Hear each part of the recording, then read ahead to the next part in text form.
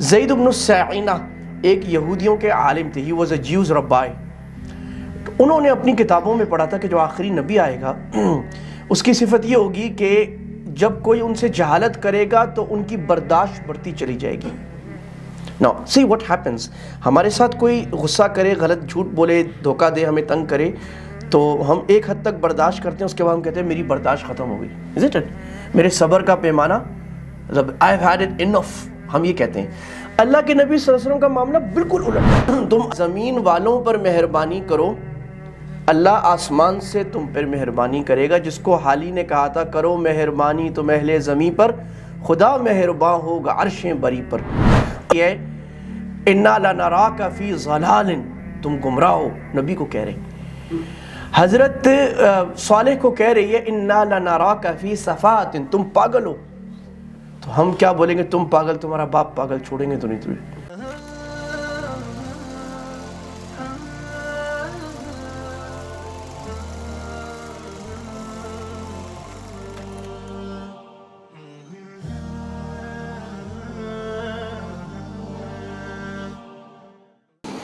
میرے عزیز دوستوں، محترم بزرگوں، پچھلے ہفتے ہماری سیریز چل رہی کافی ہفتوں سے ان صفات پر جن صفات سے انسانوں کو کامیابیاں ملتی ہیں، اور وہ صفات اور کوالٹیز جو لوگوں کو خراب کرتی ہیں. پچھلے ہفتے ہم نے بات کی تھی کون سے موضوع پہ؟ غصے پر، اینگر مینجمنٹ، کہ غصے کے کیا نقصانات ہیں، اور اللہ کے نبی صلی اللہ علیہ وسلم نے حدیث میں، اللہ نے قرآن میں کیا فرمایا ہے، اور غصہ کتنے ساری بیماریوں اور کتنے سارے گناہوں کو جنم دیتا ہے، اور غصے کو کنٹرول کرنے کے کیا فائدے، کیا ثمرات، کیا فضائل، جنت کا وعدہ، اور کس طرح اس کی پریکٹیکل ٹپس کیا ہیں. آج اسی سے متعلق دوسرا موضوع الحلم والانات، یعنی تقریباً وہی موضوع کہ غصے کے مقابلے میں جو صفت ہے اس کو کہتے ہیں ٹھہراؤ اور بردباری، یعنی نرمی، ٹھنڈا ہونا. سو پیشنس اینڈ اینگر. اور صوفیہ فرماتے ہیں، جو اسلام میں تربیت کے علماء ہمیشہ سے رہے ہیں، کہ جیسے میں نے عرض کیا تھا کہ ہر چیز کی دو صفتیں ہوتی ہیں، ایک خراب صفت، ایک اچھی. مثال کے طور پہ تکبر ہے، پراؤڈنس، اس کے مقابلے میں کیا آئے گا؟ تواضع. مثال کے طور پہ بخل ہے، کنجوسی، گریڈ، اس کے مقابلے میں کیا آئے گا؟ سخاوت. تو غصے کے مقابلے میں جو صفت اللہ تعالیٰ چاہتے ہیں انسان لیں وہ کیا ہے؟ حلم اور بردباری، ٹھہراؤ، طبیعت میں ٹھنڈا ہونا، صبر کرنا، معاف کرنا، رک جانا، سوچنا، بی پیشنٹ. اللہ تعالیٰ نے مسلمانوں کی جو ایک صفت، ایمان والوں کی، بلکہ اپنے خاص بندوں کی، عباد الرحمن، اللہ کہہ رہے میرے خاص بندے، وہ اللہ نے فرمائی کہ جب جاہل ان سے بات کرتے ہیں، یعنی جھگڑا کرتے ہیں، گالم گلوچ کرتے ہیں، تو وہ آگے سے کیا کہتے ہیں؟ قالوا سلاما، السلام علیکم، اچھا جی ٹھیک ہے، سوری، بس. وہ آگے جھگڑے میں الجھتے نہیں ہیں ان سے. امام غزالی رحمہ اللہ تعالیٰ جو تربیت کے فن کے امام ہیں، انہوں نے پیشنس اور حلم کی ڈیفینیشن کرتے ہوئے فرمایا کہ یہ وہ ہوتا ہے جو لوگوں کو غلط کام کرتے ہوئے دیکھتا ہے، چاہے وہ غلط کام لوگوں کے ساتھ ہو چاہے اللہ کے ساتھ ہو، اور وہ دیکھتا ہے کہ اس کی بات نہیں مان رہے لوگ، یا اللہ کی بات نہیں مان رہے، اور پھر اس سے وہ غصہ نہیں بھڑکتا اس کے اندر، اور انتقام اور ویگننس نہیں آتی اس کے اندر کہ میں ماروں اس کو، بلکہ وہ اس کو ٹھہراؤ اور معافی کے ساتھ ڈیل کرتا ہے. پیشنس اللہ تعالیٰ کی جو بڑی صفت ہے، جو ایک حدیث ہم شروع میں ہمارے محدثین حدیث کے استاد جب بھی پہلی حدیث پڑھاتے ہیں تو پہلی حدیث پڑھانے سے پہلے وہ یہ حدیث پڑھاتے ہیں، الراحمون یرحمہم الرحمن ارحموا من فی الارض یرحمکم من فی السماء. اللہ تعالیٰ مہربان لوگوں پر مہربانی فرماتا ہے. اللہ کی صفت کیا ہے؟ رحمان، بڑا میں. تو اللہ رحمانیت کی صفت کن لوگوں پر فرماتا ہے؟ جو مخلوق پر مہربانی کرتے ہیں. ارحموا من فی الارض یرحمکم من فی السماء. تم اللہ زمین والوں پر مہربانی کرو، اللہ آسمان سے تم پر مہربانی کرے گا. جس کو حالی نے کہا تھا کرو مہربانی تم اہل زمین پر، خدا مہرباں ہوگا عرش بری پر. اور اللہ نے یہاں پر اس حدیث میں یہ نہیں فرمایا مسلمانوں پر مہربانی کرو، یہ بھی نہیں فرمایا انسانوں پر مہربانی کرو، بلکہ کیا فرمایا؟ زمین والوں پر، یعنی جانور بھی اس کے اندر ہیں. یعنی ہر مسلمان کا جو ایٹیٹیوڈ ہوتا ہے وہ کیئرنگ کا ہوتا ہے. Towards animals, towards the environment, انسان ہر ایک کی طرف وہ محبت اور خیال اور ان کو کچھ دینے والا ہوتا ہے، وہ لوگوں سے لینے والا نہیں ہوتا۔ اللہ تعالیٰ کو جو صفت پسند ہے، اللہ کے نبی صلی اللہ علیہ وسلم نے فرمایا کہ اللہ تعالیٰ کو ٹھنڈا آدمی، حلیم اور حیا والا، شرم والا آدمی بہت پسند ہے، اور اللہ تعالیٰ کو بکواس کرنے والا، بذی اور بیہودہ باتیں کرنے والا، منہ پھاڑ پھاڑ کے باتیں کرنے والا، او اے کہ میں چھوڑوں گا نہیں، یہ اللہ کو یہ بڑا ناپسند ہے ایسا آدمی جو ہم پنجابی میں کہتے ہیں، اردو میں ڈیڑھ ہوشیار بنتا ہو، لوگوں کو بتاتا ہوں میں بہت زیادہ عقل مند ہوں، میرے جیسا عقل مند کوئی نہیں ہے، یہ اچھی بات نہیں ہے۔ تو جو نیک لوگ حلم کرتے ہیں نا، معاف کر دیتے ہیں، درگزر کرتے ہیں، اس کا یہ مطلب نہیں ہوتا وہ بے وقوف ہے، they're not fools۔ اللہ والے بے وقوف نہیں ہوتے، وہ لوگوں کے خیال کی وجہ سے سادے بن جاتے ہیں، اچھا چلو ٹھیک ہے، وہ ایسے بن جاتے ہیں کہ جیسے مجھے نہیں پتہ لگا، اچھا چلو ٹھیک ہے، کوئی بات، تاکہ مسلمان اگر میں اس کے سامنے بول دوں گا کہ تم نے یہ غلط کام کیا ہے تو وہ بیچارہ شرمندہ ہو جائے گا، تو کسی انسان کو شرمندگی سے بچانے کے لیے وہ کہہ دیتے ہیں کہ کوئی بات نہیں۔ کل ہی ہم حیات الصحابہ میں پڑھے تھے، اللہ کے نبی صلی اللہ علیہ وسلم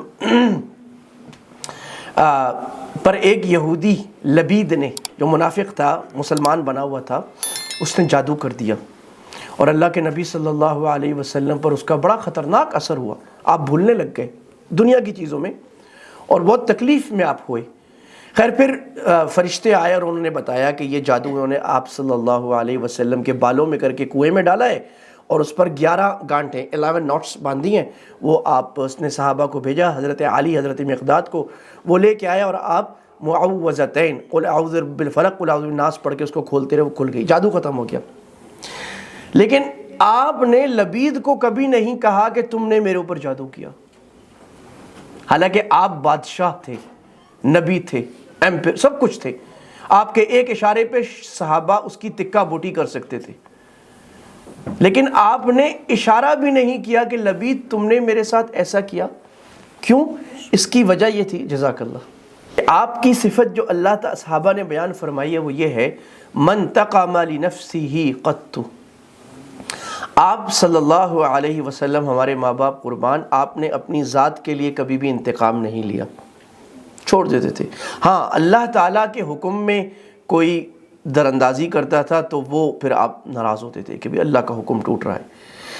حضرت عمر رضی اللہ تعالیٰ عنہ ایک مرتبہ خلیفہ ہیں، بغداد تک حکومت ہے، 4000 مربع میل پر حکومت ہے، اور bigger than an emperor، is خلیفہ۔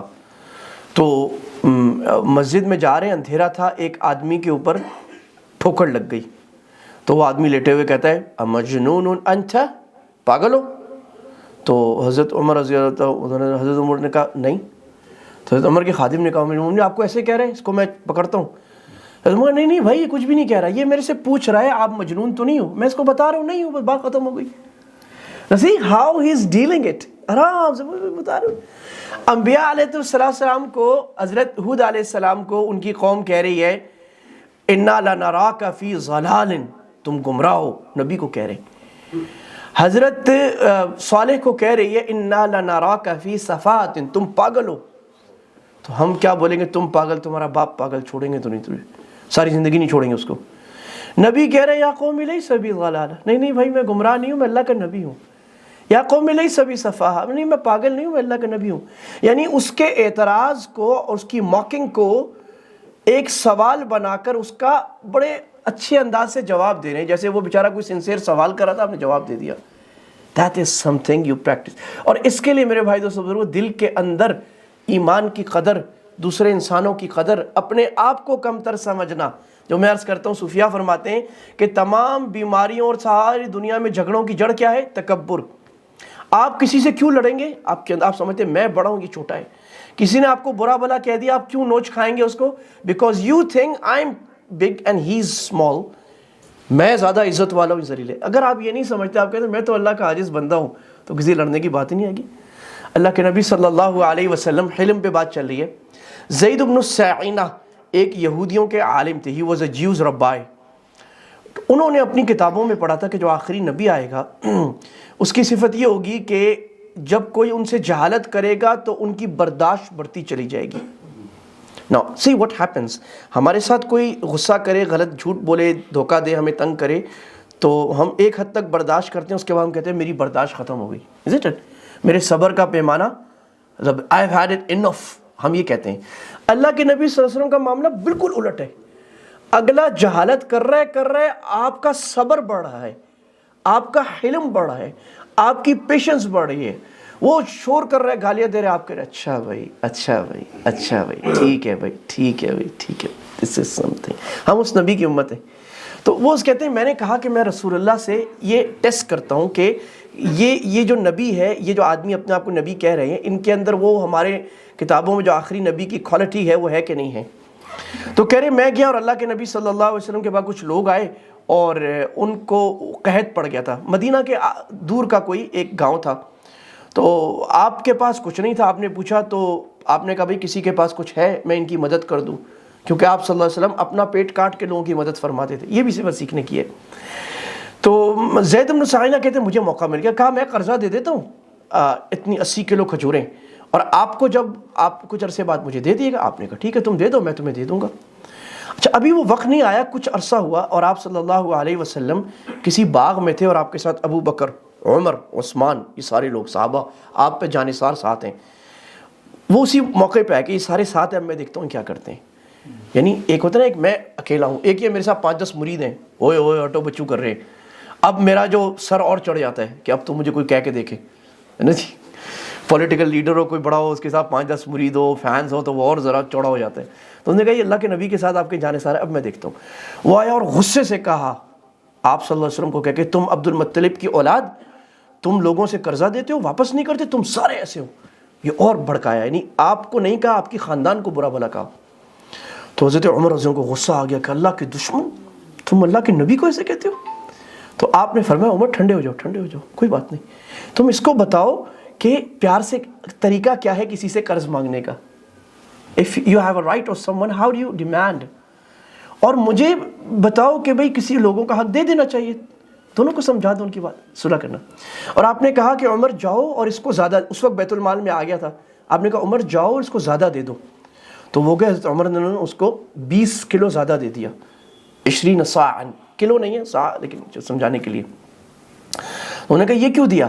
کہا یہ رسول اللہ نے کہا کیونکہ میں نے تمہارے ساتھ ذرا سختی کی تھی, تو کہا کہ عمر اس کے بدلے اس کو زیادہ دو کہ تم نے سختی کی اس کے ساتھ. انہوں نے کہا اشہد ان لا الہ الا اللہ. اور عمر مجھے جانتے ہو میں کون ہوں؟ کہا نہیں. کہا میں زید بن سائنہ ہوں.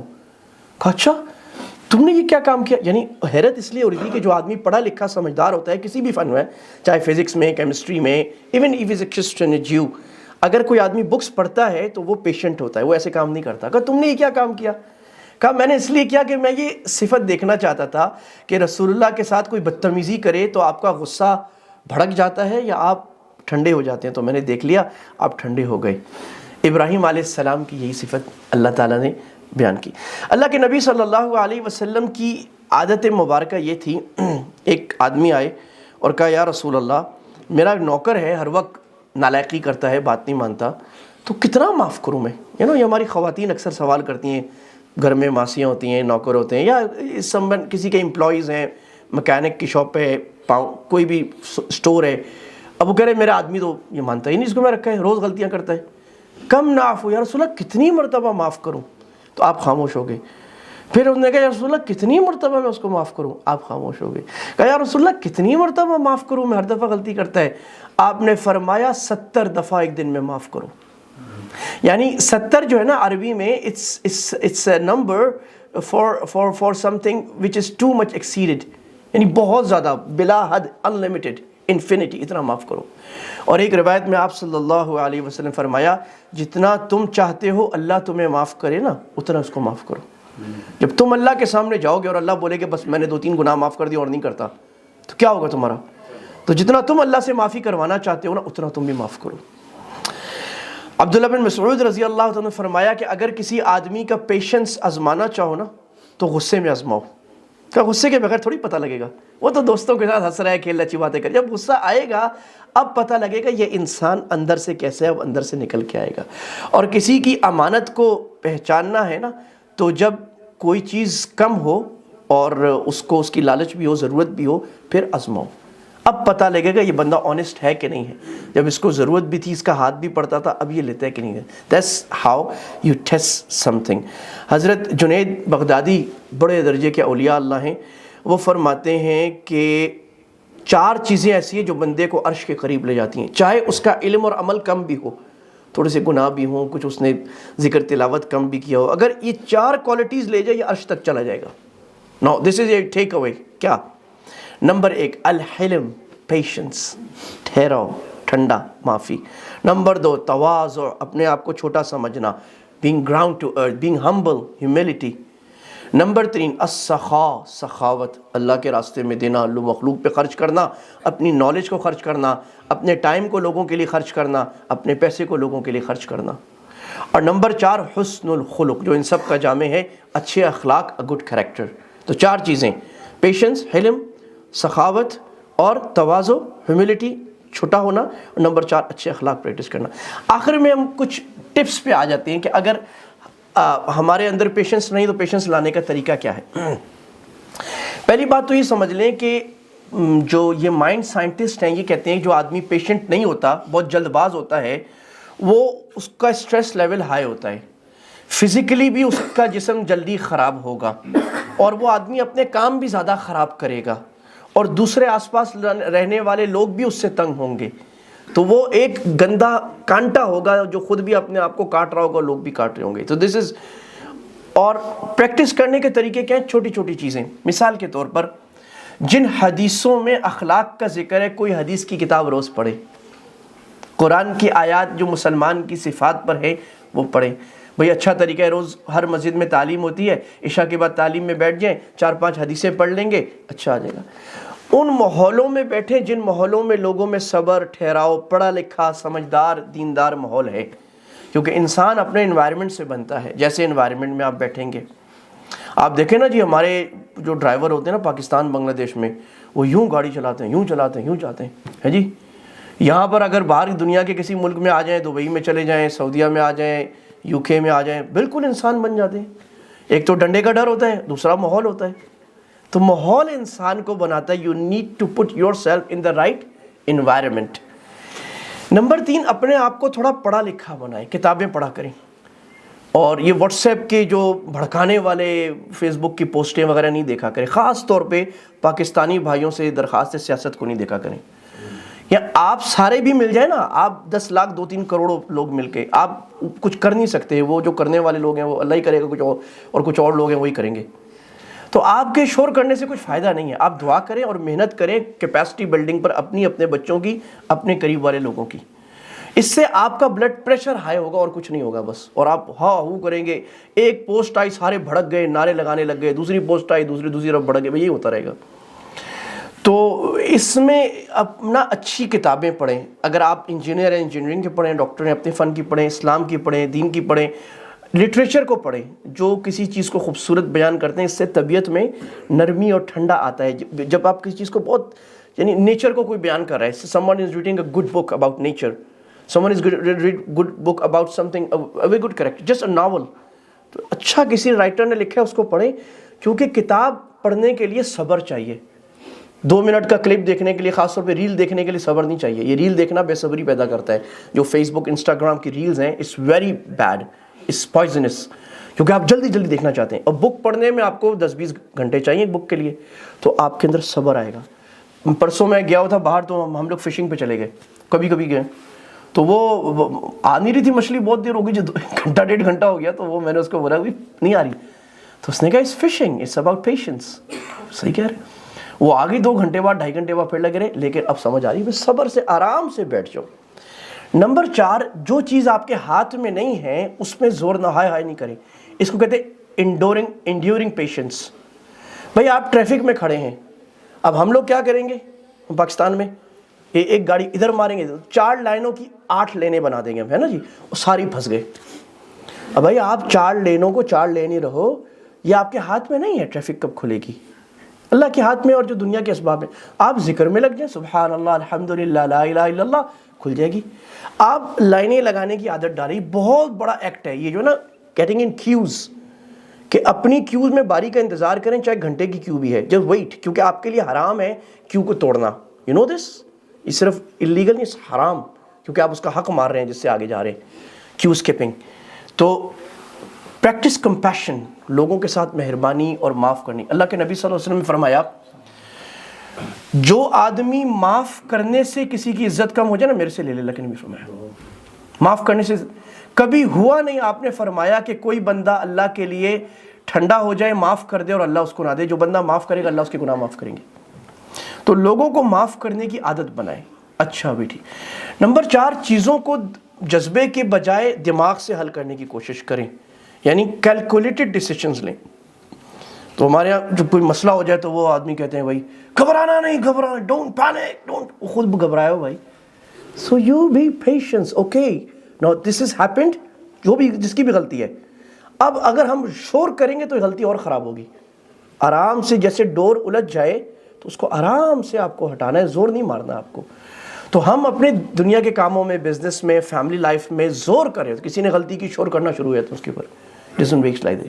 خاص طور پہ اس ملک یو کے میں جہاں آپ رہتے ہیں، یہاں کے جو اصل لوگ ہیں پرانے، ان میں پیشنس بہت ہے. جو صحیح گورا ہے خاندانی، you know is very patience. میرے جن ٹیچرز نے مجھے پڑھایا، پراپر انگلش ٹیچرز تھے یورپینس، انہوں نے ساری 1 سال پڑھایا، ہمیں کبھی غصہ نہیں کیا، کبھی یہ نہیں کہا کہ تم نے یہ کام غلط کیا. Okay let's deal with it, okay. So اس سے آپ خوبصورت بن جائیں گے، آپ کی زندگی خوبصورت ہو جائے گی اور لوگوں کے لیے خوبصورت بن جائیں گے، اور اللہ آپ سے لوگوں کو فائدہ اٹھانا شروع کر دے گا. تو غصہ حرام ہے، اور صبر، حلم، ٹھہراؤ، یہ طبیعت اللہ اور اللہ کے نبی صلی اللہ علیہ وسلم کو بہت پسند ہے. اور اس کے لیے ایونیوز، اب گھر جا کے آپ یہ مذاکرہ کریں، اس کا اپنے آفس میں جائیں، وہاں مذاکرہ کریں. میں بھی ہم نے آج یہ سنا اللہ کے نبی صلی اللہ علیہ وسلم سے، آؤ اس کو سب مل کر بیٹھتے ہیں، ہم کیسے اپنی زندگی میں ٹھہراؤ اور ٹھنڈے مزاج کو لانے کی کوشش کریں. سب مل کے لائیں گے اور آسان ہوگا. وآخر دعوانا الحمدللہ رب العالمین.